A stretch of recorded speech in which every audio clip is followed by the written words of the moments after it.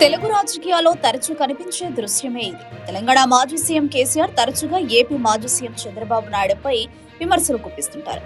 అయితే చంద్రబాబు మాత్రం వాటికి పెద్దగా స్పందించరు. స్పందిస్తే కేసీఆర్ దానిని రాజకీయ లబ్ధికి మలుస్తారని టీడీపీ వర్గాల అంచనా. ఇటీవల మీడియా ముందుకొచ్చిన కేసీఆర్ చంద్రబాబు ప్రభుత్వ పనితీరును ఎద్దేవా చేస్తూ పెట్టుబడుల అంశంపై వివాదాస్పద వ్యాఖ్యలు చేశారు. వంట మనుషులతో ఒప్పందాలు అంటూ చేసిన వ్యాఖ్యలు సంచలనం రేపినా ఏపీ నుంచి వెంటనే అధికారిక కౌంటర్ రాలేదు. ఒక టీడీపీ నేత కూడా స్పందించకపోవడం గమనార్హం. అయితే ఈ మౌనాన్ని చెరిపేసింది సీనియర్ మంత్రి ఆనం రామనారాయణ రెడ్డి.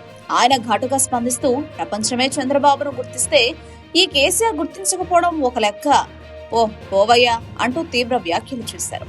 ఈ వ్యాఖ్యలు రాజకీయ వర్గాల్లో చర్చనీయాంశంగా మారాయి. ప్రస్తుతం తెలంగాణలో గులాబీ పార్టీ సంక్లిష్ట పరిస్థితిలో ఉంది. కాంగ్రెస్ అధికారంలో ఉండగా బీజేపీ కూడా పట్టు కోసం ప్రయత్నిస్తోంది.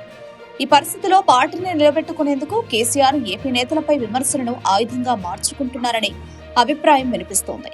2 ఏళ్ల విరామం తర్వాత ఫామ్ హౌస్ నుంచి బయటకు వచ్చిన ఆయన వ్యాఖ్యలు మరింత దుమారం రేపాయి. ఇక ఆరం వ్యాఖ్యలకు గులాబీ పార్టీ నుంచి ఎలాంటి స్పందన వస్తుందన్నది ఆసక్తికరంగా మారింది. 2 రాష్ట్రాల రాజకీయాల్లో ఈ మాటల యుద్ధం మరింత ముదిరే సూచనలు కనిపిస్తున్నాయి.